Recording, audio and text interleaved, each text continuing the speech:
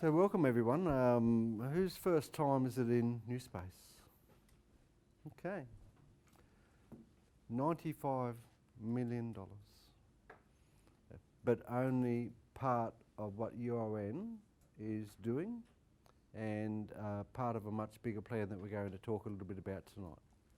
So it was actually very topical and timely that the activity and some things we're going to talk about applying some of the things that we're going to discuss tonight actually should be held in this room. You won't get a much better view of the Hunter region than what you do currently from this spot. The bell tower at Christchurch Cathedral was one of the few other spots that you could hold. So welcome, and I hope that you enjoy the presentation. We're going to do a few things tonight. And the first of those is that we're just going to talk a little bit about strategic management as a field. And then we're going to talk about strategic vision, and that's part of the activity and exercise that we do. We're going to talk about stakeholders and managing people with different interests and one little conceptual framework. And then we're going to talk about leadership and level 5 leadership. We're going to talk about, James is going to come in and help with Quinn's competing values framework. Don't worry, this is not a university lecture.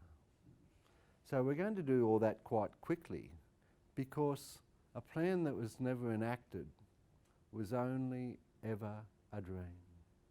When I've said that to students at undergraduate or postgraduate level, all of a sudden they started listening, because a lot of them have criticisms of academics because we talk about books and theories and journal papers and plans, but they always turn around to us and say, but in the real world, well, I think we're in the real world. So that's where we get into understanding internal alignment, what's called McKinsey 7S framework, implementation variables. And then we're going to talk about a case exercise activity which should be near and dear to your heart and very topical to you. And then we're just going to make some concluding observations and some competency perspective of takeaway and some of the key attributes that you're trying to conceptually add to your implementation to be able to help you on your development journey. So what is strategic management? Obviously it's part of planning, and I won't apologise to you in advance here too much, but I'm just going to be flicking over a few things here. And when I say flick, I'm not going to spend much time. So I'm not going to try and explain any of these things in detail. Strategic planning plus implementation equals strategic management. Strategic management, you've got this notion of evaluation. So we basically plan, we implement, we evaluate. But this is an iterative and sequential process, which we'll talk about in a moment. Management as a field has come through a bit of a journey. It's a reasonably new academic scholarly area of pursuit and a body of knowledge, although it's growing exponentially quick. And so scientific management from Taylor and organisation theory from Weber, management theory from Henry Fayol, and some of you might have heard of plan, lead, staff, organise and control, the major functions of management. Henry Mintzberg, one of the fathers of strategic management. Elton Mayo with human relations theory, and also org psych theory, McGregor, and also Kurt Lewin. Coming out of the early 1960s, coming out of Harvard by what's called Leonard Christensen, and there's a couple of other authors, came something that we're going to use a little bit tonight. Who's never heard of a SWOT analysis before? Has everybody heard of a SWOT? Yep. Strengths, weaknesses, opportunities and threats. Strengths and weaknesses are internal, opportunities and threats are external. In the Strat Management MBA program, we use a number of conceptual frameworks to be able to inform the SWOT, because as I actually sometimes criticise the undergraduates, a bottle of Jack Daniels, 4 boxes and some bullet points the night before is a SWOT analysis. Hopefully it's a little bit more scientific than that. But it's a powerful tool, and Bain and Company did a survey across 5 continents of over 5,000 businesses, and the SWOT analysis is the most popular conceptual tool used in businesses still to this day. And so we don't discount its power and its longevity coming out of Harvard in the 1960-65. And up the top there you'll see Alfred D. Chandler. And strategy and structure. Strategy determines structure in successful firms. One of the great challenges of actually implementation is to try and get all the pieces in a row, all the ducks in a row. So when you are required to actually move forward and make it happen, that the resources, the capabilities, the people, the infrastructure, the actual might and the will culturally within an organisation, within what you're trying to do, are actually in place. A whim, a plan, can say this is what we're going to do. But if you don't have the resources and the capabilities to make that happen, then you're not going to get very far. And the proof is in the pudding of the exercise tonight, because it's been a long time in the making and it's only in progress. And your challenge as future leaders is to carry that baton. That's a part of the activity. Another display of SWOT there, just with a few examples of bullet points around strengths internally, weaknesses internally, but linking to opportunities and threats in an external environmental analysis. Told you I'd be snappy, I'm not trying to teach you SWOT. So then, strategic management as a field is reasonably young. You'll notice there that 1965, the planning school by Igor Ansoff. Ansoff basically started to, he was very much a mathematician. He started to look at the corporate functions of business and plans broken down into schedules, programs and budgets. Theoretically, from a strategy point of view, organisations work in routines, processes. You go and every day when you're working, you get up and you do similar things and you get yourself ready and you walk in and you get to your desk, your station, your port station, and then tend to be quite routine based in procedural to get things done. And then things which are more unexpected occur. But these are at the, say, the first line level leaderships, and there's an amazing piece of work by Robert Katz from 1974, which talks about the notion of functional level, human relations, and then conceptual level. As you go into levels of leadership and the different skill sets required at the different levels of management, Robert Katz. And as you go into conceptualisation strategy and actually setting the direction of an organisation, or making big decisions, that routineness starts to diminish because the conceptual nature of the work. So at that first line you become more technically oriented, but the human relations remain the same, but the conceptual is only reasonably small. As you move into middle management, the human relations side of that relationship remains the same, but the technical requirement starts to diminish, but the conceptual requirement starts to increase.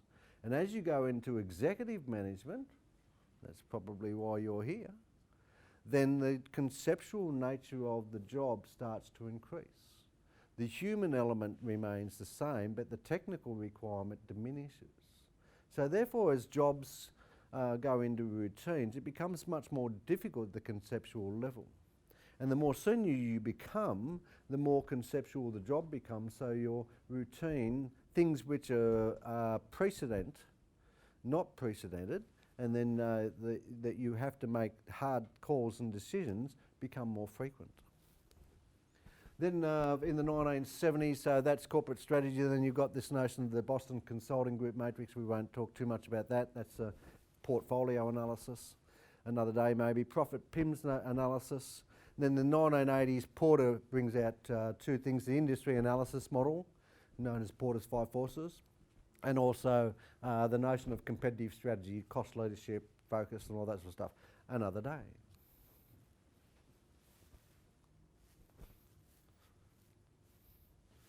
Then in the 60s to 80s, the emergence of what's called the industrial organisational model, and we'll talk about that in a moment. In the 1990s, an emergence of what's called the RBV, resource-based view of the firm. You can see I just call it RBV, I can't even say resource-based view. And so resources are both tangible and intangible in this notion of capability and strategic capabilities. And then you've got this notion of focus on core competencies. And I walked around just before the presentation and asked where you're from. And one of the reasons why I'm trying to do that is I'm trying to understand, well, where are you coming from? What sort of work? I mean, you know, I'm talking mining. I'm talking technical electronics. I'm talking health insurance and insurance. And so different people come from different competency bases, and it comes from their organisation. Mine happens to be, at the moment, education and training. And so this notion of what's called an SCA, Strategic Competitive Advantage, from Porter. So the notion of what's called an industrial organisation model, where basically that environments are arranged, that strategy is formed at the base of looking at the external environment, then trying to understand and identify an attractive industry, then actually form the strategy, then gather the assets, the capabilities and the resources, then deploy and implement, and then look for superior returns that way. That's an external view to then identify the resources. However, in contrary, RBV looks, so this is what the capabilities and resources we have, and then build the capability or learn the capability or acquire the capability, whether that's mergers and acquisitions or organic growth, and then moving down to that, the competitive advantage is actually identified, and then find the attractive industry, and then form the strategy, and then implement, and then finally seek superior returns there. They're almost inverse to each other. However, it's a good assignment a few years ago that we said compare and contrast industrial organisation versus RBV, but the answer was they're actually both. That it's useful to start from the external environment and identify the opportunity, and it's also useful to say, well, what capabilities and resources do we have? And then finally bring it down to both, looking for a superior return on investment or asset deployed. I'm quick. Yes? We don't want a boring old lecture. That's not much fun. So this is what's called the strategic planning process, a rational formal model. Not every company actually follows this model.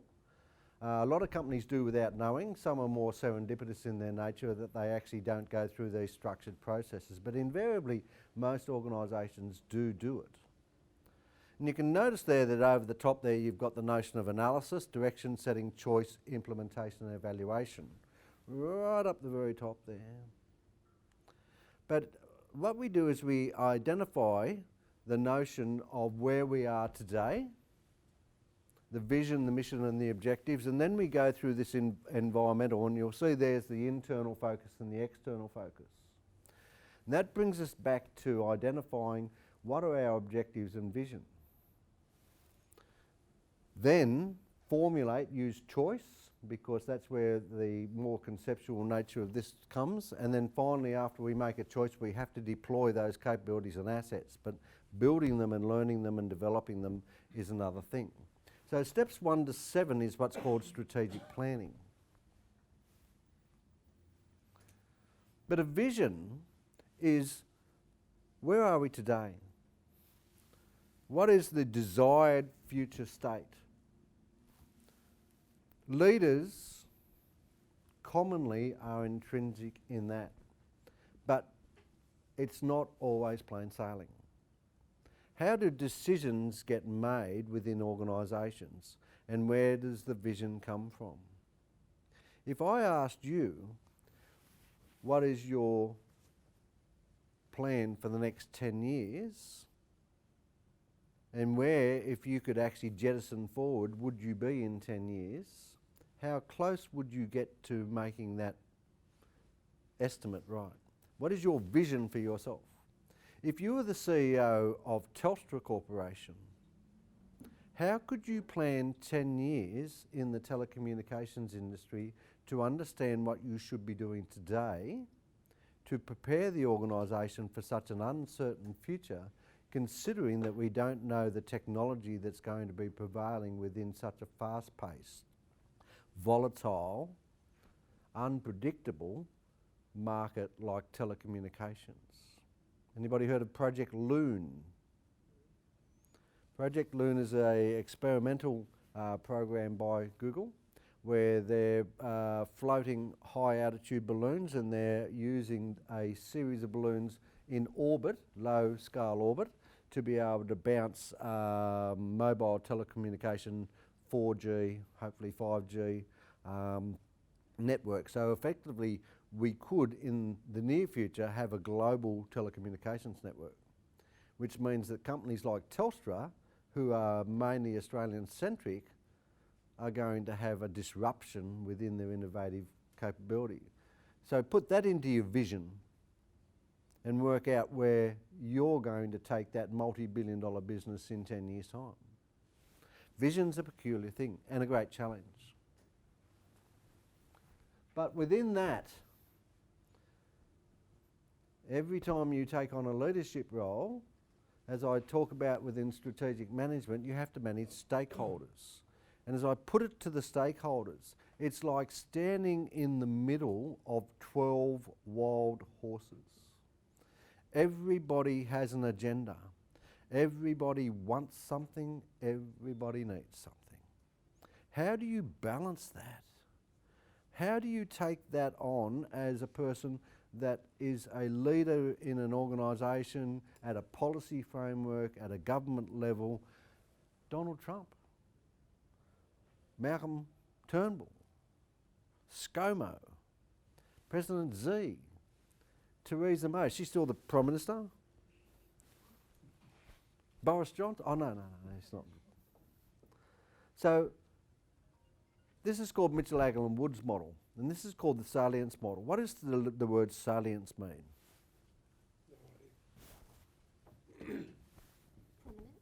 Prominent. So I always put it this way. If there is tell me if I'm doing okay, there's a whole bed of sunflowers, and they're beautiful and yellow and standing there looking gorgeous, swaying in the breeze. But one of them is taller than all the rest in the whole field. That is salient. So if we look at stakeholders as salience, Mitchell, Aggle and Wood put forward that we use the notions of power, urgency and legitimacy as three criteria to be able to evaluate and measure the needs and wants of the stakeholder. If we link that then to the objectives of the organisation, we can start looking at 8 different classes. The non-stakeholder, no urgency, power and legitimacy. But if they only have one, then they start going this notion of dormant, demanding or discretionary stakeholder. If they have 2 of those, you can see dangerous stakeholder, power and urgency, dependent between basically legitimacy and urgent, but legitimate to power, what's called a dominant stakeholder. So if you consider that from a political point of view, if you're working in the local council, but if you're the CEO or senior manager of an organisation, this is also a way to look at this notion of stakeholders. This all very much relates to our second half. If all 3, now in most publicly listed organisations, the only people that actually hold all 3 are what's called shareholders. Because within a board of directors, they have power, urgency and legitimacy. Because the shareholders, particularly in publicly listed companies, are commonly have seats on the board of directors. They might be part of the superannuation fund or a banking corporation that owns a lot of shares within that company. You'd be quite shocked, or maybe quite shocked about the ownership of the big companies and how centralised those board positions actually become. They are known as definitive stakeholders, and they do have different classes of definitive stakeholders. The mum and dad investor that owns maybe a couple of thousand BHP shares doesn't really have that much power at the board directors. But say, UniSuper that owns, maybe 20 or 30 million dollars worth of shares, or billion, whatever that might be, they might have a seat on the board. They start becoming quite definitive. Jim Collins, anybody ever heard of Jim Collins? Jim Collins has written a series of books, and this is one of his series, what's called Level 5 Leadership. And as you can see, this is a pyramid of different levels of leaders and individuals.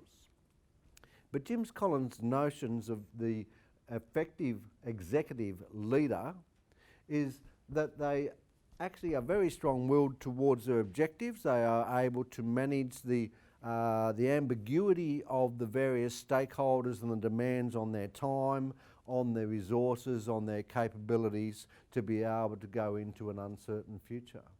They have to have the will to get up every day and get that desk and continue on in their routine, but be able to manage a lot of different people. But level 5 leadership are also quite humble. They're commonly very, very focused on the outcome for the organisation, not an egocentric individual that is only serving their self-interests. So level 5 leadership is about humility.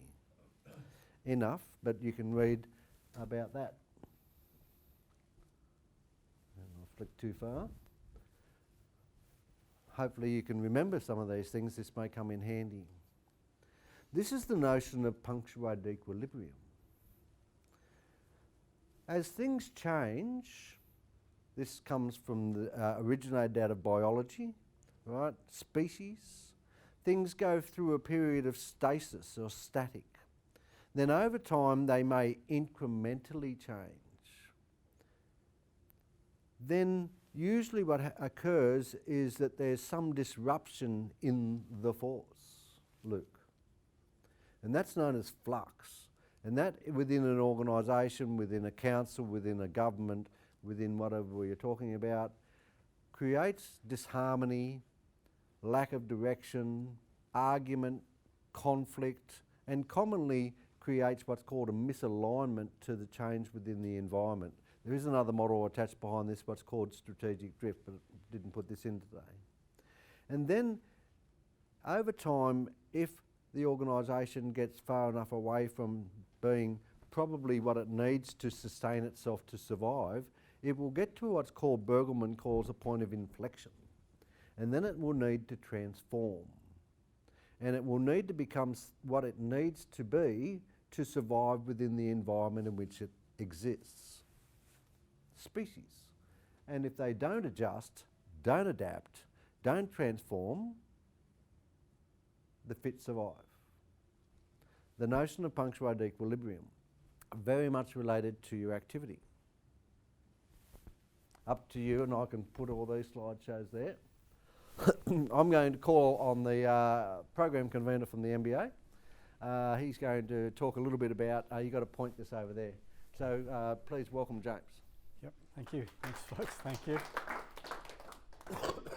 Thanks. Yeah, so Gary's been talking about strategic management, and essentially just to sum up a couple of the key elements that he's talking about, strategic management is normally the domain of quite senior executives. The exception to that is when we've got a small embryonic organisation, like a kind of small startup. This is where the owner-controller has started their own business. It could be a husband and wife team. That person has actually got to think strategically as well as focusing on day-to-day operations. It's very hard to straddle those kind of levels, but in most medium-sized and large corporations, and indeed other kinds of organisational systems like local councils and shires and things like that, typically we have a range of people. So some people looking at the downstream operations and others looking at the more long-term strategic focus. So what we're actually looking at tonight predominantly is the strategic perspective.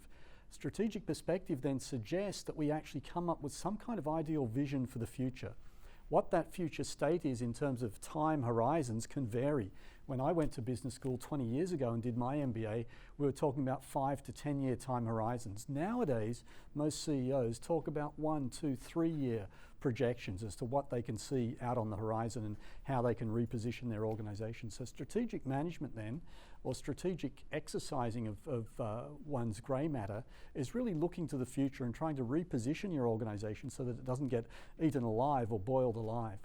So what I want to look at here is the different ways in which senior executives or people charged with strategic vision, the different ways in which they think. So a guy called Quinn came up with a competing values framework, and he said, firstly, we need to understand that human beings are different, irrespective of which generation we come from, whether it be millennials or baby boomers or Gen X or whatever it is.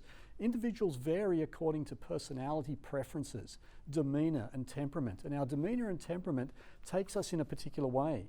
And so what Quinn suggested was that some people tend to prevail and preserve order. They really like things to be very crystal clear. Those people will come across to many of us as exceedingly bossy. They like to put rules and regulations in place, and they like to establish clear parameters. Other people, by virtue of their temperament, will be predisposed towards more flexible systems. So people who are artistic, for example, people who are actors and so forth, they run 100 miles from any organisation that imposes strictures upon them, and they like to operate in more creative environments. The same can be said of senior executive officers. So if we take somebody like Richard Branson, who presides over the Virgin Group, and compare him to somebody like Rupert Murdoch has always been about very strict control. It's been said that he runs his corporate empire as a person would run a corner shop, knows what's on every shelf and what everybody should be doing. Whereas somebody like Richard Branson really doesn't want to act in a managerial role much at all. Instead, he brings in other people to do that sort of coordination and control. He's much more interested in empowering people and getting them to the party to actually think for themselves. So one aspect of strategic thinking would be whether a manager likes to impose strictures upon the thinking or not. And then the other aspect is whether a person has an internal or an external perspective. So as Gary mentioned earlier, two elements to strategic planning, if you like. One element of that is looking at the internal capability of the firm. What do we actually have right now? What are our financial resources like? What are our human resources like? What's our intellectual capital like? Do we have all of the right people in the right positions? Some CEOs are really seized on that, and they're saying, look, we need more talent in this area, maybe marketing, or we need better financial analysts or what have you, and they're working internally. That's the internal perspective. Other CEOs tend to ignore that or are much less interested in that. Instead, they're looking outwardly all the time at the environment, the economy, trying to figure out what the world trends are, what's happening in different countries around the world, how product development is actually going, how services are changing and so forth. So that would be the external perspective.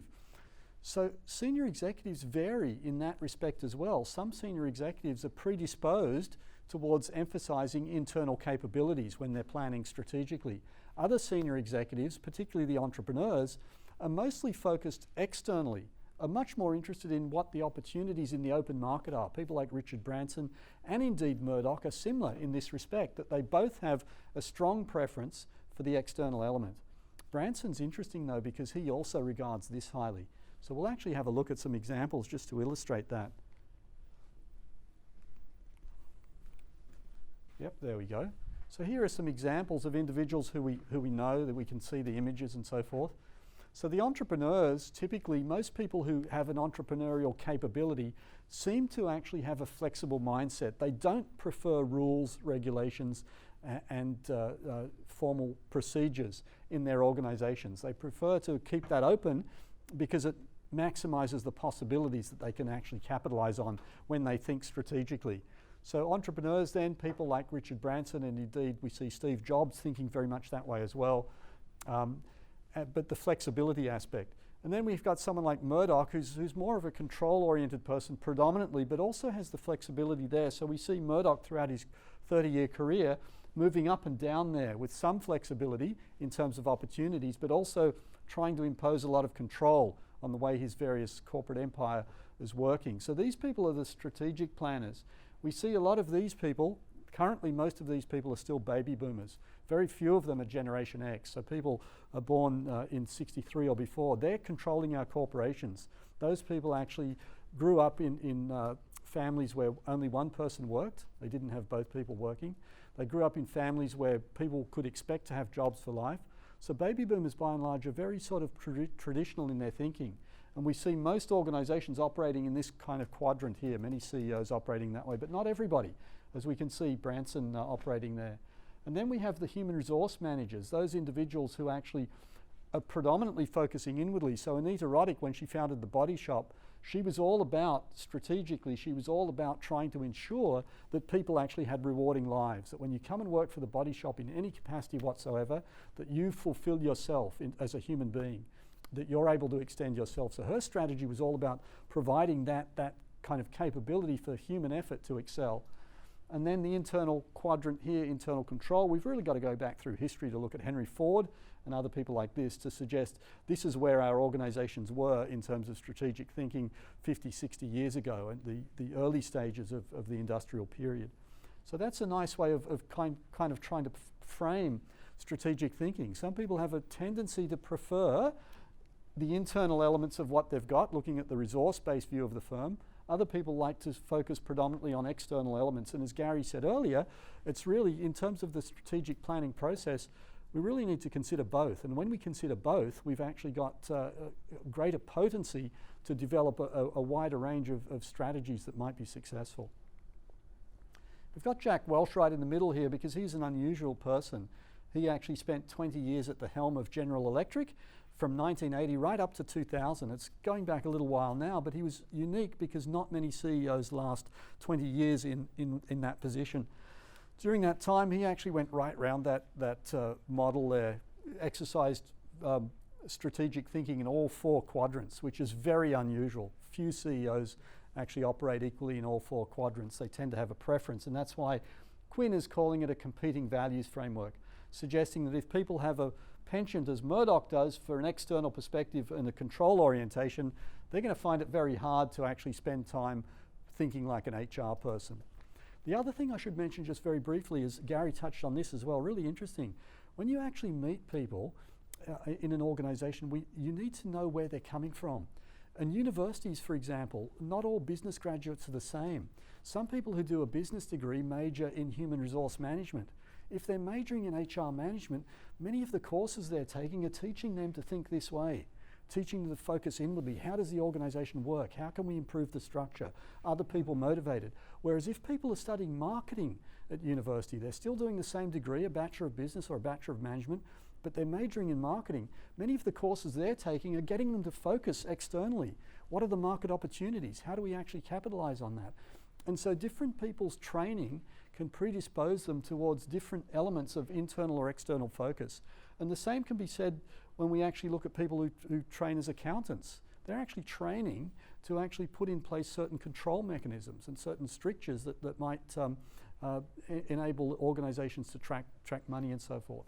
So there we have Quinn's competing values framework. It's a simple model, easy to internalize, easy to actually understand, but it's a powerful model because it helps us understand where people's thinking is coming from. And all of us in this room here, we'd all know something about our managing director, yeah, or our CEO.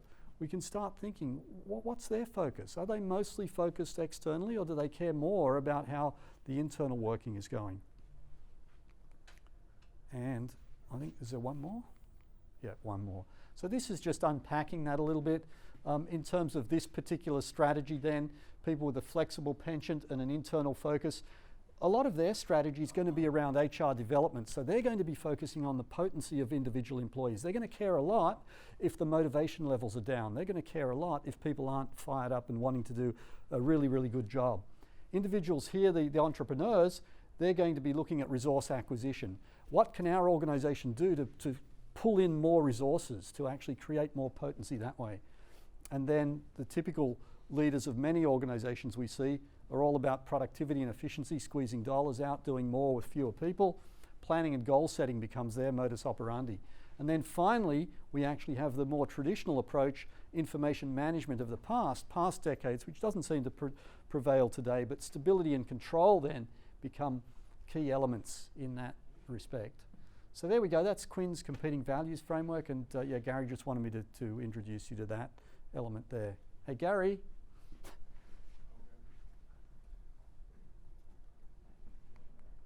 And so that brings it back to his formula here for the strategic management process, and we can see the external and internal focus. There we go, back to you. Thanks, James. Give him a big round of applause. James does have to run off pretty shortly because he's got to teach. What are you teaching tonight, James? Organisational behaviour tonight, 3 hours. Org behaviour for 3 hours from 6 till 9. So thank you very much, and that was wonderful of James to come in. I'm just going to do one more, so you can see there that we start linking to implementation, deploying those capabilities and resources, whether there's an internal focus or an external focus. in the end you're going to have to make choice. And that comes down to that conceptual notion of leadership, because vision starts coming. Where are we going for the future? I've changed my mind a little bit tonight what I'm going to do, but was going to give you a bit more of a break than what I was planning, but we'll just talk about this notion and come back. But I'm going to play you a little video for a few minutes. So the McKinsey 7S framework, Waters and Peterman, from about 1982, 80, 81, 82, and from the McKinsey Consulting. And what they realised is that in implementation, commonly, and I, as a management consultant for a long time, and I saw a commercial trainer, good plans come and go. But the trouble is they commonly get drafted and then put on the shelf and not done very well, not implemented very well, because the hard work is in implementation. So McKinsey would go back to their clients and say, well, if we're going to make this happen, there's got to be this notion of consistency. And if you move one of those components, then the other components need to be moved. You'll see that there's a lot of overlap with different things there. We mentioned strategy and structure, Alfred D. Chandler from the 1960s. And two of the S's are strategy and structure. And the third one of what's called the hard elements is known as systems. So you start moving, say you're going to put a new point of sale terminal system into a retail environment. Well, you've got to basically start looking at the soft elements as well, but you've got to change the system. But then if you move the system, then the staff have got to be trained. And you've got to look at the leadership style to make sure that there's a commitment and buy-in by the organisation itself. And obviously the skills development needs to be aligned with the system and then the structure of how this all occurs. But most importantly, and linking to what James is teaching tonight, organisational behaviour, the organisational culture. When I was studying, my research thesis was on consulting intervention, and I found this fabulous cartoon, and the consultant and the CEO is walking around the corner of a building, and the CEO is advising the consultant that everybody's on board. And there's two staff members with a barrow of cement just about to empty that barrow of cement on the consultant and the CEO 5 stores below. If the people in the organisation, the stakeholders, one of the key stakeholders are the staff. And if they're not on board and everything's managed to actually get them working towards an objective, then you've got major problems in implementation. And that's where the conflict and the flux of the punctuated equilibrium can occur. I was going to give you a bit more of a mental break than this, and I don't know how to mute this screen, so you'll have to forgive me for a second. And then we're going to go to, you can see end of part 1 there. But considering that we have you in the room, and Thomas might be able to help me a little bit there, I'm just going to find... So 25 years old, don't worry. Any mistake is an income, is a wonderful revenue for you. So I told myself and told my young people, before 20 years old, be a good student. When you do entrepreneur, just learn some experience. Before 30 years old, follow somebody. Go to a small company. Normally in a big company, it is good to learn processing. You are a part of a big machine.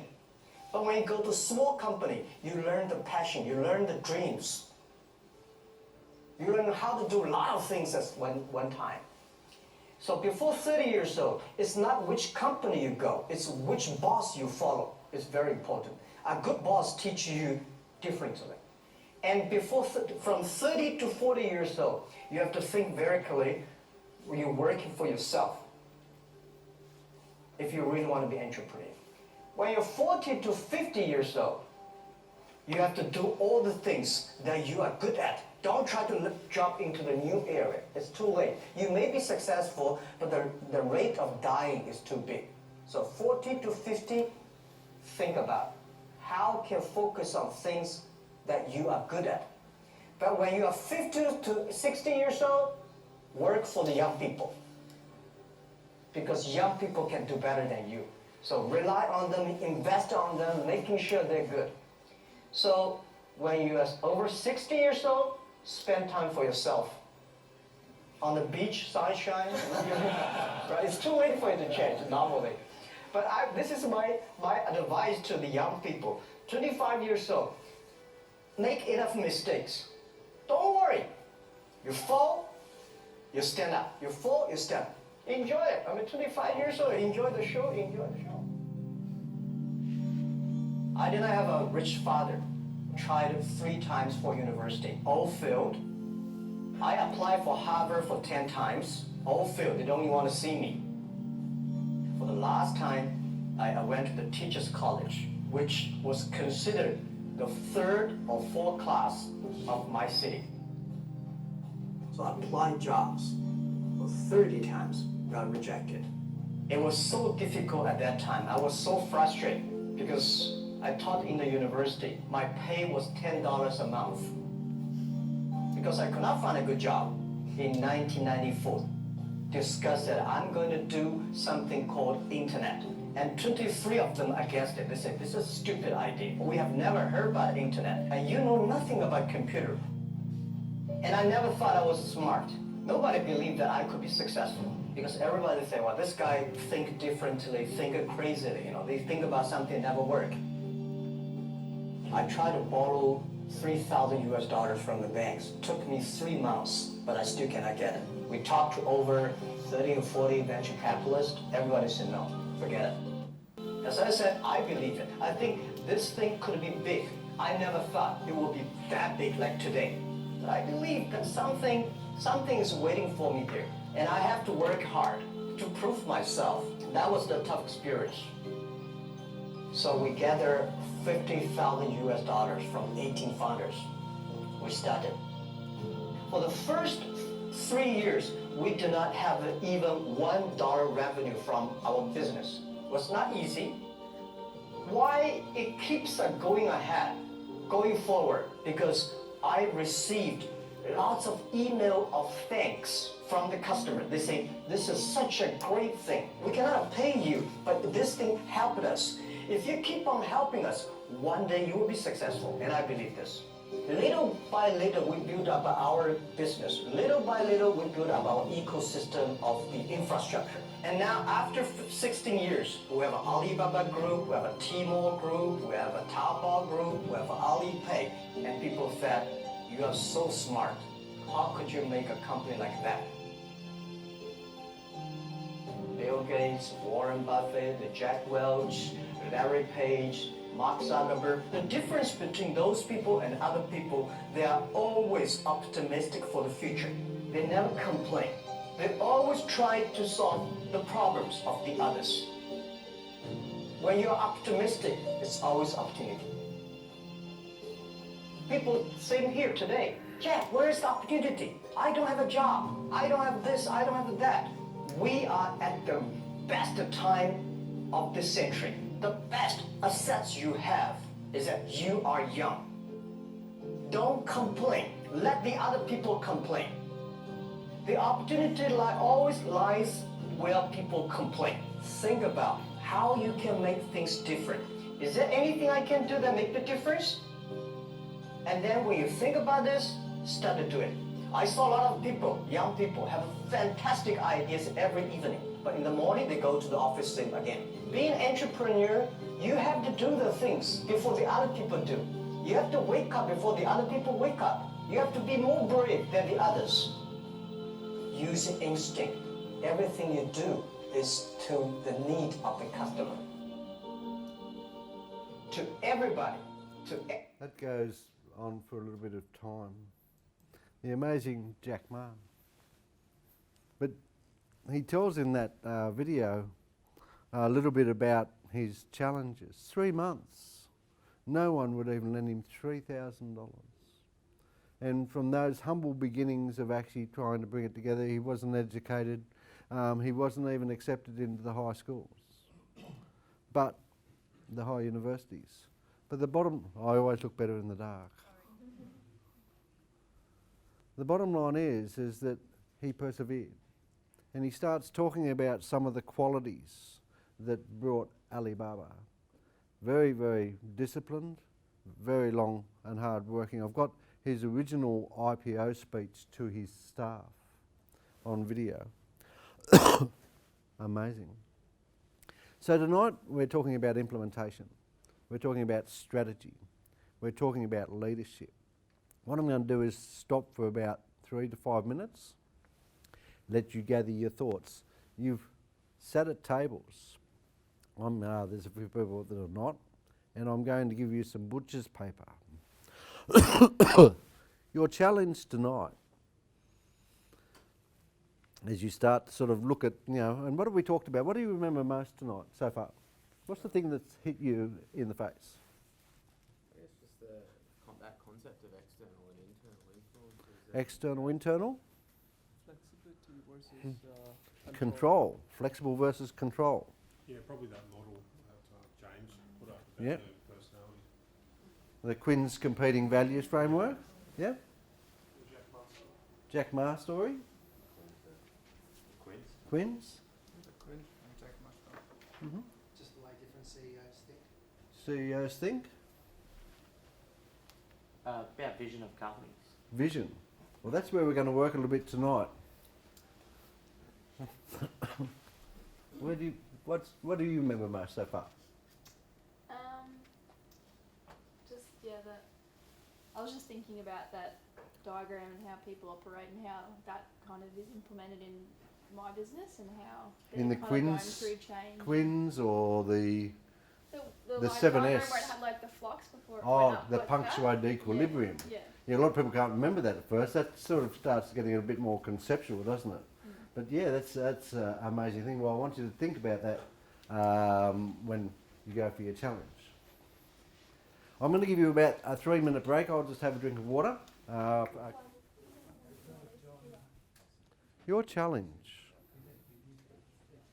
I'll just do a quick. So we've talked about some basic strategic management thought. We've talked about the notion of transformation, punctuated equilibrium, implementation, stakeholders, competing values frameworks. Just laying a bit of a foundation of a few theoretical models. Your challenge tonight is to start thinking about a challenge, and that is this amazing city that we're sitting on top of. I've had the privilege of watching it, as Liz mentioned before, and I got involved in a project in the mid-1990s when BHP was closing. And we got over $10 million in government funding across the 11 local government areas of the Hunter, because it was a city in transition. Back in those days there was HRDC, which is the Hunter Regional Development Corporation, which is recently, October last year, merged with the Central Coast Development Corporation. And they came to fruition with consultation with various cities around the world to what's called the Honeysuckle Plan. And much of what you see around you now, and including NIB, and all of the various buildings, and eventually, the hotel, which is now called Ridges, I think, I call it Crown Plaza, and 1988, the bicentennial, Queen's Wharf, the development of the harbour, and that continues. And like it or not, leadership came to the fruition and a heavy rail line was taken out and a tram line was put in. Now I want to show you a couple of things there. Advancing Newcastle is not a new theme. Your baton is yours because that's the challenge. What do you do with this city? Do you notice the double-decker buses and a tram in Hunter Street there? There's people on the streets. There's only one thing mainly missing in this city, and that's called population. I teach all sorts of people from all sorts of parts of the world, and they walk into this city. They come from Bangalore, they come from New York, they come from Seattle, they come from London, they come from Beijing. And they walk into Newcastle and say, where is everyone? There's no people here. And this is the 6th largest city in Australia. Look at the amount of people that are in the streets in the 1950s in Hunter Street.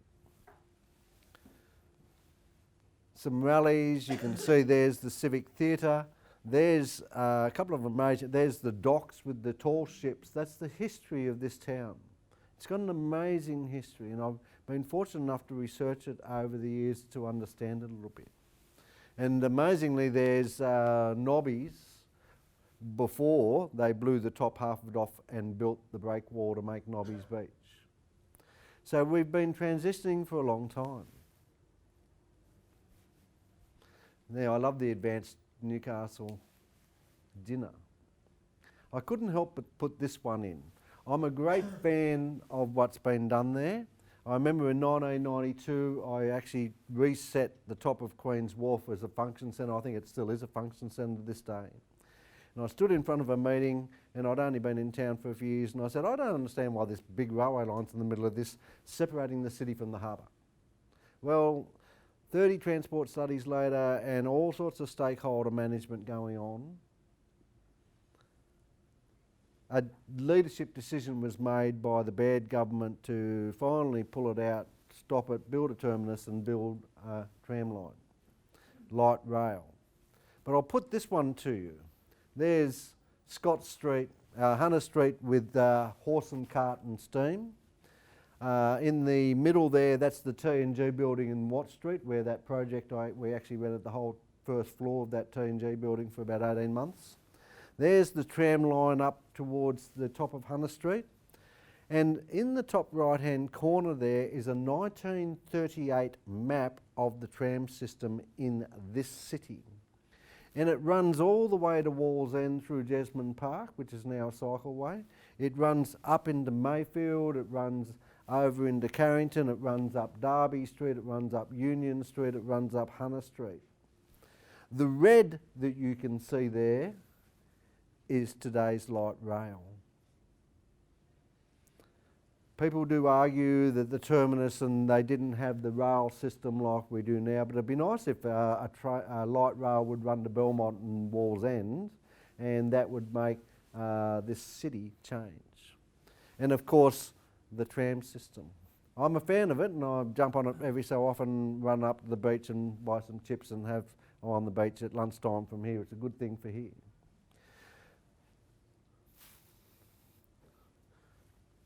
The vision of UON, the New South Wales government co-invested in this building. We own a precinct here. Coming from the conservatorium, we've got another block of land which is vacant across the way there. We've got the grad school, which is called the old Nesca House. You're sitting in Newspace. We have Watt Street Gallery across the way there. And then we own a block of land just over here on the other side of Hunter Street. And next year we build our next building, which is the Creative Industries building, $80 million, about 5 floors. And I2N, the Innovation Hub, will go on the top floor of that. And then there's another 3 buildings including accommodation. So part of the state government plan is to build a precinct, educational precinct within the middle. And that is bringing some population back into the city. However, as you can see, we have a long way to go. Honeysuckle, it continues on. This is the way down towards Carrington. You can see the existing. As you walk down there, there's some the marina and some beautiful, the yacht club. Beautiful down that end, but there's this sort of still wasteland in the middle. So that's where Honeysuckle's now focused development is. But as you can see, we live in one of the most beautiful cities in all of Australia. There's been a lot of argument over the V8s, but when I watch the V8s, and I've gone to see them and they block your ears, it's terrible noise, and the people who live up there, it's really hard. But when I see the TV, I think, gee, that looks like a beautiful place. So that's a really, really positive image. I was talking to the Hunter. We've got Hunter Research Foundation on this floor, and I was talking to the head of Hunter Research Foundation, Will Rivkin. And one of the things and I said, well, if you wanted to say anything to the young leaders, what would that be? And he talked about image. and brand, and he wrote an article about the stigma of people's perception. And Newcastle's brand and image and perception in many places in Australia is that this is still an industrial, dirty city. And I looked at him and laughed because 25 years ago we were working on changing that brand and image as BHP closed. And we're still struggling, and that's when I mentioned the V8s, because of that.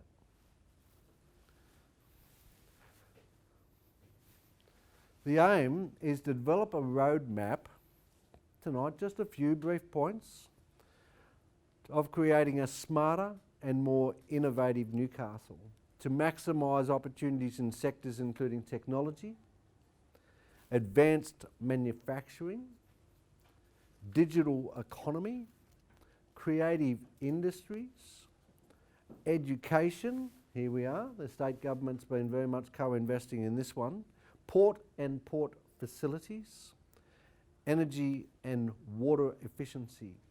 Thinking about some of the tools and the frameworks that we've been talking, and you can bring anything to the table that you so desire, what would you do? And I mean, look at the picture of that. That's Newcastle. Just over the hill, we can actually see that walk, the Anzac Walk, from where you're sitting. I'm going to give in your tables a few minutes. As a group of consultants, your brief is to develop a strategy to continue the transition of this city. We have got it to a point of today. This is the particular position where it's at. What is your vision for this city for the next 10 years? If you could actually be in charge, how would you then create a vision, and then what are the stakeholders and what are some of the challenges, the strengths, weaknesses, opportunities and threats that are present for you to bring your vision to fruition? That's leadership. That's the challenge. Consider the implementation issues: leadership, resource availability and constraints, financial issues, operational issues. I mean, I don't know if you've been getting around the city much lately, but it's been very disruptive, trying to get around with various works that have occurred over the last few years. The levels of stakeholders and the strategic direction. Questions about that challenge? SWOT, leadership, stakeholder, punctuated equilibrium, Quinn's competing values framework, external, internal, flexibility and control. Thomas, can I get you to give me a hand? Each table, I'm going to give you a couple of pens and a piece of paper. You have about 15 minutes to have a bit of a conversation, maybe run a SWOT and articulate a vision for this city. Where should we concentrate our resources today? What are the strengths, first of all, of Newcastle? What is the best things about this place, this city? It's a beautiful place. Sorry? It's a beautiful place. It's beauty. Beaches and great weather. Anybody else? Lifestyle. Lifestyle. A lot of people move here for lifestyle. Anything else? People. Sorry? People. People. Friendly people. You can put it in 4 columns if you want. Yeah. In the East End. Beautiful, beautiful people. The house is full of Australian crawl. The garden's full of furniture. The house is full of plants. Beautiful people. Anything else? Sporting teams. Sporting teams. Sporting teams. I'm a North Stars fan. We're champions more than any others. Marty the Moose. Anything else? Housing affordability. Yep. Was that again? Housing affordability. Affordable housing. Industrial area. Industrial area, so there's employment. Industrial area. Keep going. Transport. Transport. The hub and the airport. Yep. The hub, the airport. Which hub's that? Sorry, the cruise terminal. Cruise terminal. Where's that? We don't have that. Not yet. They put it over there on a dock. There's You a can. shed, isn't there? Yeah, there is. Yeah, there's a There shed. is a shed. It's illegal. It's not a good term. One of the best deep water ports in the state. Sorry. One of the best deep water ports in the state and eastern seaboard. Yeah. So Deepwater Port. Hunter Valley. You work for the Port Authority? No. Who's the Port Authority? Sandra, you know, is not easy. He's not here. Right. Okay. So we can add to that later. So what are some of the weaknesses of the place? I'll tell you a story. When I was young, I was only about 10, I was in a car with my uncle and we got to Highfields and I looked out over the city and he turned around to me and he was driving this caravan back in the day of a HT Holden and he said, "Hold your breath, son. This is Newcastle." And I still remember it, and we stayed at Mayfield and the smell of the place was dreadful and I thought, oh, and to think that I moved here. So what are the weaknesses of this place? That image. That brand and image. People still have that perception. I live here and still remember it. What else? What else? There's no What else? accommodation in town. No accommodation? Yeah. No, there's Limited ridges. accommodation. So you mean hotel accommodation? Growth- Hold on. The populace, the population of this city. Is that what you're meaning to me? Of a place to actually live in the city. No, more for external people to stay. Like I was saying, So like visitation, hotels, yeah. hotels and temporary accommodation. I definitely think population is an issue though. There's not really, you know, you look at Sydney, it's a very similar conceptual city to this. It's on a port, it's got beautiful harbours and beaches, but they've got high rises. Like I think there's a lot of sacred cows that prohibit high rise development here to bring a lot more people and a lot more office space. And Now, I'm old, but the history has been that has been the argument in the LGA for such a long time. And there have been action groups, stakeholders, powerful lobby with you know, husbands and wives on the council that have actually controlled that very much. And they have inhibited that. In recent times, we've started to see some growth. I had a young lady come in from Montreal, and we're probably going to go over time tonight, so I apologise for that. I was going to give you 3 hours. And she walked in the place and said, like, I said, "What do you think of Newcastle?" She goes, "It's lovely, but where's all the buildings?" Now, back in the days of the tall ships, they built this city. And you see old photos of it, and people lived in the city in the 30s, 40s and 50s and even in the 60s. But what's happened is that the decentralisation through the suburbs meant that the actual major shopping centres have moved to Katawa, Green Hills and Charlestown. I live in Charlestown. Now, people talk about the mall, but that went through a bit of a renaissance, but now Market Town in the West End has meant that really is not firing again. And that West End started to fire. So one of the ways to do it is to bring accommodation and build it. So there's one from your weaknesses, no accommodation. I agree, I'm from tourism, and again a solution is why haven't we got I'm looking at 2 old silos across the harbour there. This was Sydney, that'd have Bangaroo on it. We've got 2 old silos. We keep hearing something about mines. I've got that down here. Mines are a real issue. They're the old workings.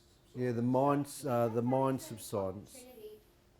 But I think open up. also Yep. because that now the government gives subsidies for some development to remediate the mine subsidence. The Newcastle mine's right in front by Yeah. HCCDC. So that Yeah, really this is helps why out we- the we- apartments. We couldn't go underground on this building site here because of the mines. It's a honeycomb underneath there. I was surprised up the road there when they're building a building up there. They've actually gone quite deep, and but it's a bit up the hill. Right, other weaknesses that might lead to opportunity. Transport.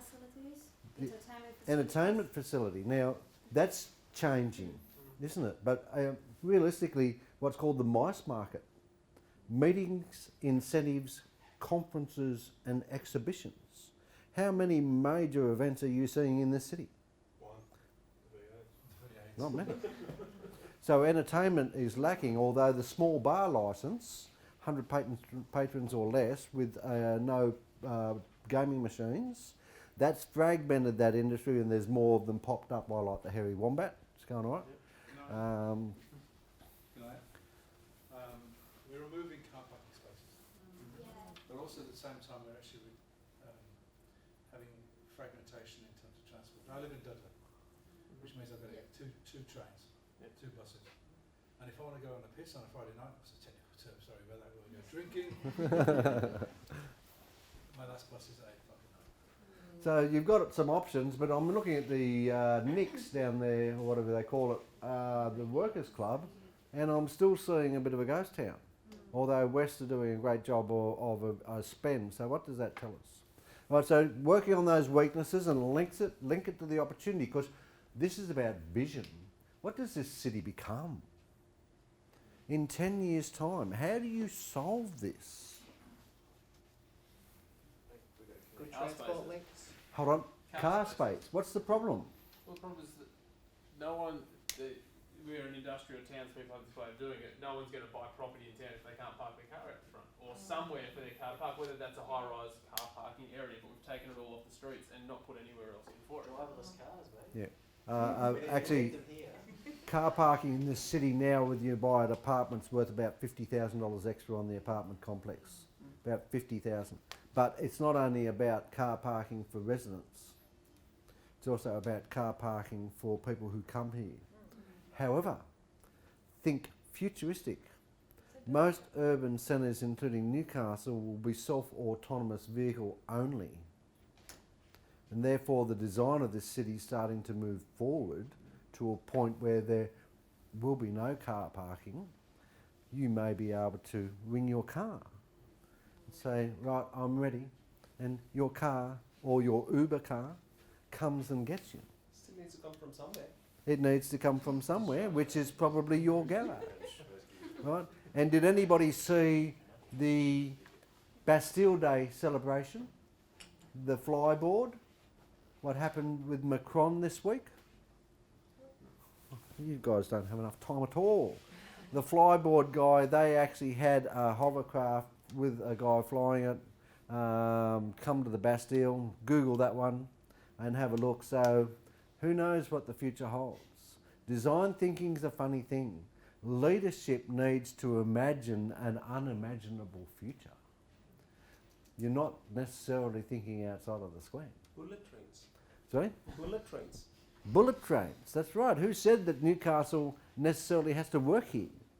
Because bullet trains can change the way that we egress to Sydney. So when we look at the weaknesses, think of the opportunity, and then start looking at the innovation and what's happening. I just want to hoverboard into the place. When I showed people that slide, the only one I sort of showed around the office a little bit as I was putting that slide together of the new and old tram lines, a couple of people said Back to the Future. And they shouldn't say Back to the Future to me, because I'm a bit of a space cadet if you haven't worked that one out by now. That's why I teach innovation. Because, and strategy, that's a funny, these things are linked, and entrepreneurialism. So I played you that Jack Ma video, you know, and he's really interesting thinker. And he, you know, no one ever even heard of the internet. Well, you won't park here because it'll be an autonomous city. London, Paris, New York, Sydney, Melbourne, and eventually Newcastle. You won't be able to drive your car in here. Air taxi. Air taxis. Well, Uber's already doing air taxis. Yeah, that's right. So where else are we going? What is that harbour? What is that harbour? It is the highest tonnage port in the southern hemisphere. Where's Centennial Coal? Hello. How you doing? We're pumping it out of there like by the mega amounts. You know, they're just flowing in and out, aren't they? But what else could it be? It is a beautiful port and harbour. But are we using it to their potential? You had an idea up here. Where was the containers? What's that all about? Yeah, so just container terminal, so we're talking about advanced manufacturing at the moment. We only utilise the harbour for resources, like minerals or things like that, so allowing other entrepreneurs to sort of... We can only pump so many out, and we have an embargo on this port. I almost asked Professor Roy Green to come and talk to you tonight a little bit about this, if time prevails. But the bottom line is that there's an embargo and there's a certain amount of cargo containers can go through here, and beyond that we have to pay a substantive tariff per container to the owners of Port Botany, signed by the state government, and Roy Green's taking them on about it. So at the moment it's not financially viable to run a shipping container, but they're running shipping containers straight past us on rail and trucks. The cruise container, where is it? I'm looking at them parking over there with a shed. What else, what else, what else? There are so many opportunities. I agree with the hotels. I agree with the car parking. We also said that to connect Newcastle to the globe by connecting the airport to the city. Yeah. So not probably not buses or that. When I go to Hong Kong, I've been lucky enough to teach Chinese in Hong Kong a number of times. I get off at the airport. I walk over into the train station, Well, yeah, that's what I mean, like a train. straight to what's called Hong Kong Central. There's City and Central, which are connected by tunnels underneath. Amazing. But you know, we're not that size. But you know, you could probably run a railway line, but we're going to have to grow. This is futuristic, but that's a good thought. And you don't let the you've got to look at your resource constraints and realise that that's timing to actually put that in place. And that's why, in my view, the heavy rail was such an important decision, that leadership was followed. Love it, hate it, whatever. At least a decision was made. They fought it for 30 years. I've been sitting here watching it, and I said it 35 years or 25 years ago, I said, what's that doing there? Well, it took them 25 years to pull it out, and now I walk from this building over to the harbour with a bucket of chips in my hand, without having to go over a bridge. What else? We'd say a weakness is potential political influence, so we're constantly seen as a safe seat for Labor, so the amount of funding that we get, you know, and if Liberals come in, they might only have 3 years, no decisions are going to be made in 3 years, so then you're back to square one and it ends up being a vicious circle. Marginal seats get bought, and politicians strategically are manoeuvring their party and themselves to be re-elected. So we also had, like, kind of in line with that, is that we're kind of in a gap between capital city and regional funding, and we kind of miss out on a bit of both sometimes. Yeah, I was training a group down the south coast a couple of years ago, and he said, "Oh, you're from NSW." I said, "Yeah, New South Wales." And he said, "No, mate, Newcastle, Sydney and Wollongong." So their perception was that we get all the money. And then I was on the other side of the divide and range, and this guy said to me, "Oh, you're from the other side of the range." And he wanted to punch me up in a pub, right? Because I was on this side. This is how parochial and divided this argument gets. And yeah, that's right. And then there's this Sydney centricity. The money flows out of the harbour, and the coal goes that way, and the money goes that way. This is my opinion, not necessarily the opinion of the University of Newcastle. I have to say that a lot. I'm being recorded there. Hello. Hello, Vice Chancellor. We kind of thought to get around that is kind of better collaboration and communication between the LGAs, because they're very competitive in a really small space. HROC, Hunter Regional Organisation of Councils. We managed to unite them under a project when we had some money about 25 years ago, but when the money ran out, so did the collaboration. So I can't agree with you more, Chanel, because I've seen that come and go a little bit with money behind it, which is a great shame. The 11 local government areas of this region should and hopefully will eventually realise that together they're stronger. I mean, Port Stephens and joined the mid-north coast and separated away from the Hunter. And Cessnock's its own kettle of fish. Very, very good point. So politically, there's a lot of challenges there from managing those stakeholders, and that comes down to that. Remember the stakeholder management, power, urgency and legitimacy. You can apply your theories to it, and all of a sudden it starts understanding that as a leader you've got to hold those wild horses and work out which one gets the reins and which one gets pulled a bit closer. I agree, that needs to be a major initiative, and that takes leadership, and that's a great challenge. Anything? For weakness. and you can call on your mates. I'm up the back there opening the floor. We had potential loss of population growth just for the concerns of like the development of the city, so people going elsewhere. Yeah, listen, there's a transition period of construction, and we'll talk about that just in a minute as I just flick through these last couple of slides. But yeah, that's right. It's been a great challenge to actually transition so far into where we've become, but there's a lot of work to become. That means that people just don't come in, which the fellow that owns Screamin' Veemies up there, which was Vietnamese vegetarian restaurant, basically, he put a sign above his Vietnamese restaurant, the light, as it was in construction, the light rail sucks. Now, they built this building and disrupted the whole area, and then once we finished this building and we moved in July 2 years ago, then they started the light rail construction. I sort of scratched my head and went, well, this is not very good planning. Maybe do it all together, disrupt it, and then solve it. The local traders, oh, wow, they've gone through some problems. Anything further? We're running out of time. We had a point to incentivise industry to migrate here, so sort of obviously the rents are lower here. Yes. And it would make more sense for bigger organisations to come and kind of operate out of. Yeah, that's right. Try and encourage investment and then the moving of the people to work here. And all of a sudden, this housing affordability, yes, we are more affordable. We can buy a hell of a good house here for 700 grand. You can buy a garage in Sydney. So there's a lot of things about bringing that to here and having companies like, global companies, Google and Microsoft and Unilever and PayPal actually come and have their offices in Newcastle. That is one of the great challenges, and that takes leadership again. Anything further?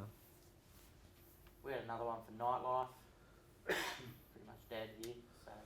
Yeah, and it's one of the great challenges of the Liquor and Gaming Authority.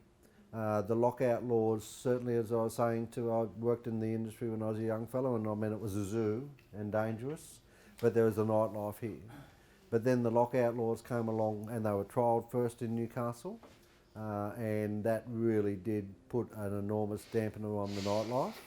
And then that happened to King's Cross, and now that political movement starting to sort of sway the other way from those who are against the consumption of alcohol and the dangers that that brings within the city. So, yeah, it's a pendulum, isn't it, that one? That's an interesting challenge, but I think this should be the entertainment precinct of the Hunter. But at the moment, I come out now and I am shocked about how little entertainment is in this city. Anything further? I don't want to keep us too late because we all have homes and hopefully a hot bowl of soup. One more weakness. I think we have a lack of cultural diversity here. I lived in Sydney for 5 years, and you had Haymarket, which is very kind of Asian. You had Lidcombe, which is very Eastern European. So Yep. these pockets of cultural diversity, and I come back to Newcastle, and it's very white. It's very Anglo still. That's right. Well, I work in the university. And so one of the great things about bringing an education precinct to here is that we are the most culturally diverse organisation in this city. So I don't see it as much as other people. However, when I go to other places where we've got houses, like my mum's house, honestly, the only foreigners in the town own the Chinese restaurant. And I'm like, holy catfish. So I understand what you're saying to me. In Newcastle, but to some people, that's one of our strengths. It's interesting because we, of course, deal with a lot of Asian students, and they complain of the lack of noodle bars. I too. It's a lack of noodle bars, right? Put that as a weakness. Last call for alcohol. Anybody? We got any more points? This is an enormous challenge, and one that the baton comes to you. Leadership is a funny thing. Sometimes, oh, that was timely. Sometimes you have to sail out through the harbour to find the turmoil of the ocean to get to your destination.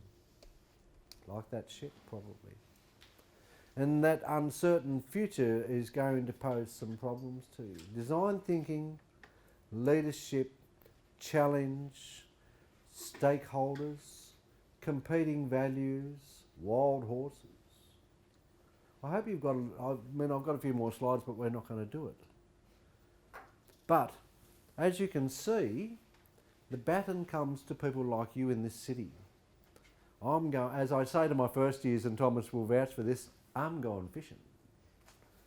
And I've been watching this city evolve, and it's been of great, the implementation of that strategic process model.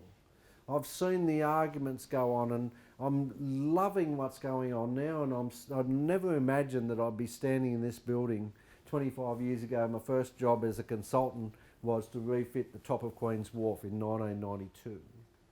And if you'd told me that 26 years later I'd be standing, or 27 years, it's 27 years getting by, that I'd be standing in a building like this and the city would be like this, I would have said, wow, that's honeysuckle coming to fruition. But there's so much more work to do. And the city has such a wonderful future. But it takes brave leadership. And it takes design thinking to understand that the decisions that are made today, like who took the trams out? If they had considered today, back in the 1950s and 60s, we might have actually contained the infrastructure capability to be able to run it to Wallsend and Belmont. I only wanted to run it to Wallsend and Belmont. The airport's probably too much of a stretch. But that doesn't necessarily mean that the future we can't do it in different ways. I hope that you've got, yep. Just one comment. I teach another lecturer, a man called Gary Mankala. Now Gary's done a lot of work in marketing hospitality as well. And he talks about walks through honeysuckle. He comes from a totally different perspective to what you've expressed earlier. He says if you're in hospitality, he said there's too much competition. He views it as a totally separate thing. He said, why should I spend my money on opening up a bar, restaurant, any of those? We don't have a population big enough.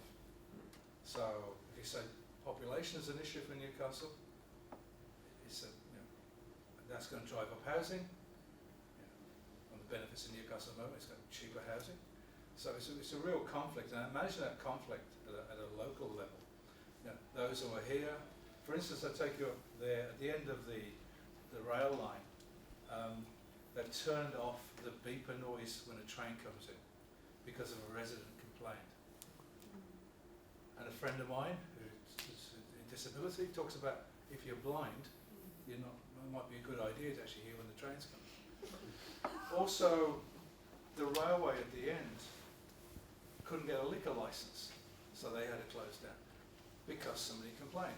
So we're still locked into this conflict between, we've got a town which has got an established group of people that might not like Asians coming in, no noodle bars. So it's an interesting how the town evolves over the next few years, because it needs a bigger population. It needs people visiting. We've only just seen reservoirs just floating. Leaders who usually have to take tough choices, and commonly that'll come down to managing stakeholders, because everybody's got a different interest. And so remember that process. And we tend to, in the strategy program, actually link it to objective setting and have it as a model. And when you sort of sit there at 4 o'clock in the morning because you can't sleep because you're trying to balance those stakeholder demands, it's a good analytical table to help you go back to sleep, I think. There's a couple of quotes there about strategic planning, strategic management. And then some of the exercise that we've been talking about there, you've got to go through this construction process, and you've got this strategic vision and management, and no one really talked about the image and branding, because if people are going to come and reside in the place, they've got to think about it differently. And if we're going to attract people to live here who are not necessarily Anglo, that's an image and brand thing, and that's going to be a great challenge. It will come. In 50 years' time, I'd be very surprised if it remains as centric around the Anglo as it is, but we'll wait and see. Obviously, bringing the right people here, and that's a really great point about bringing the organisations here. And obviously, it takes money. Financial, there's a number of resource-based view: financial resource, physical resource, informational, intellectual resource, and physical resource. just to plan a building like this and to do this has taken about the best part of a decade. But slowly but surely it's changing. Your challenge in the future is to work out how to get involved.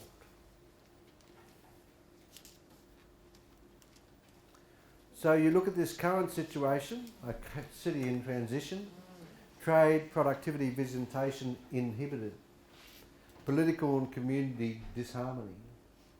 The intended future state, though, is a vibrant, commercial, residential and entertainment hub like you've been talking about. Productive economy and sustainable growth, hopefully with not so many different stakeholders opposing each other. We're holding each other back in so many ways. But brave leadership needs to break those shackles. And the university and the state government in doing things like this have been part of the solution rather than the problem. A lot of the doomsdayers and the action groups have got wonderful ideas about what not to do. They haven't got many ideas about what to do. And they're not thinking about 50 years down the line. I only gave you the 5 to 10 year challenge. What will it be in 50 years? Buy an apartment. Hopefully one that doesn't crack. And so begin with the leader. What kind of leader is needed? Skills, qualifications, experience. They need to be visionary. They need to work out what we are doing. As I said, we had a high commission from Kenya, and they came out here to look at some of our policy frameworks, and their challenge was to try and work out the future of Kenya. And my thing was, well, the first thing is, and I've said it to boards of directors, how many of you would drive out of your garage without knowing where you're going? And they all look at me, these boards of directors or the High Commission. I've been looking at Royal Commissions in the last few days. And they said, no, I know where I'm going when I'm driving. I said, well, why would you sit in the board of directors of your multi-billion-dollar company and not know where you're trying to go? Well, where are we trying to go? That's the challenge of the leaders. Because until you understand where your destination is trying to be, then it's very hard to work out what is the right step in the right direction today. So that vision is very important. We may never reach the vision because there's so many variables and changes that are going to occur. But it means that we've actually got a target rather than going into an uncertain future with the scattergram of no target at all. I wouldn't drive out of my garage very often without knowing where I'm trying to go. Don't do it in a town. Resource and capabilities procurement, which includes the people and the money and the infrastructure. A leadership style, is it autocratic, and you've got to study leadership to understand all of those. Charismatic, I mean, there's sources of power. How do you influence people? How do you actually win these games? And obviously the stakeholder management. I hope you've got a little bit of benefit. You've got a couple of key takeaways from this evening. It's very important. You can see that there's, and we'll put those slides up on for you. Strategic management and a future orientation, administrative operations management. Then you've got the notion of problem solving, personal management competencies at a time. And then this notion of leadership and team building, networking, persuasion and influence. Working with people, building networks, having collaborations. Being able to call on people like James Hunt or indeed, talking to the head of HRF or being able to maybe make a phone call to the head of the Port Authority and getting them to address you. Not much time. I hope you've got some benefit from it, and it's lovely to meet you all, and all the best for the rest of the program.